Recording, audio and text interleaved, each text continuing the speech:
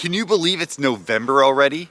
Before too long, I'm going to be doing these videos indoors where it's a little bit warmer than it is out here right now. For those of you who are still finishing up harvest, I'm sure that you are eager to get everything done before the weather gets even worse. So best of luck to you moving forward with all of that. I apologize that it's been a few weeks since we've had a video come out.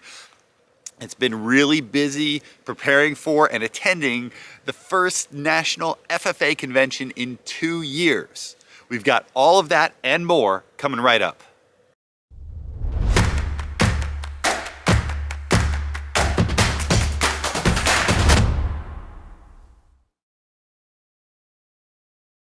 Welcome to this episode of New Ground, AGDAILY's regular video series that looks at everything that's fun and interesting and just exciting that's happening in agriculture.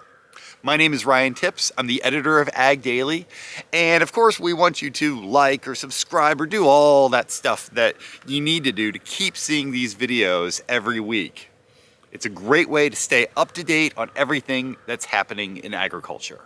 Without further ado, let's see what some of the newest highlights in ag are.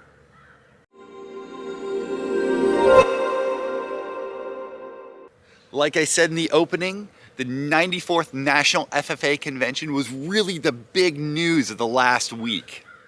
Every FFA member and advisor I spoke to was stoked that we had returned to an in-person convention, and there was a lot of excitement of how big the turnout was. While the workshops, sessions, expo center, and so much more captured people's attention during the last week of October, one of the big culminations of the event was the announcement of the new National FFA officer team.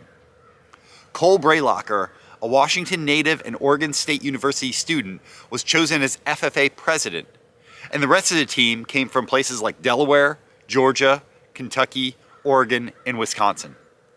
In all, 37 candidates were vying to be on the officer team. The final selection was made in front of the tens of thousands of attendees on the final night of the convention.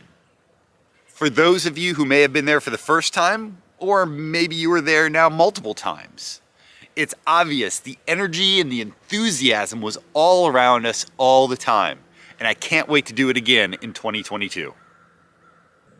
Last weekend, John Deere and union negotiators hammered out a second tentative agreement surrounding workers' 6-year contract. And for a second time, it failed in a membership vote. To be fair, this vote was a lot closer than the first one, which was rejected by a 90% total. This attempt with the second contract was rejected by only 55% of UAW members. This second agreement explored annual wage increases, retirement benefits, and healthcare.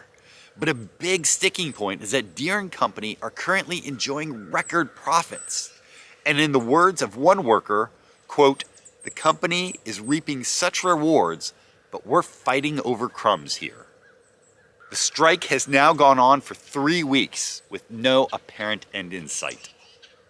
The American Farmland Foundation has 2 premier awards that they give out every year: the Distinguished Service Award and the Farm Bureau Founders Award. Well, the winners of the 2021 awards have been announced. The Distinguished Service Award will go to former Secretary of Agriculture Sonny Perdue, while Terry Gilbert, former chair of Farm Bureau's Women's Leadership Committee, is receiving the Farm Bureau Founders Award. Farm Bureau will present these awards in January to each of the winners. A big congratulations to both of these ag leaders.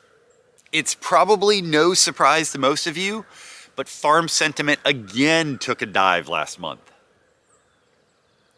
Purdue's Ag Economy Barometer dropped 3 points, marking the 3rd month in a row that it fell. Though it was a modest drop this time, it still shows that things like rising input prices are worrying many commodity producers. Additionally, tight machinery inventories continue to hold back producers' investment plans, as nearly 4 out of 10 respondents said their purchase intentions were impacted by these low inventory levels.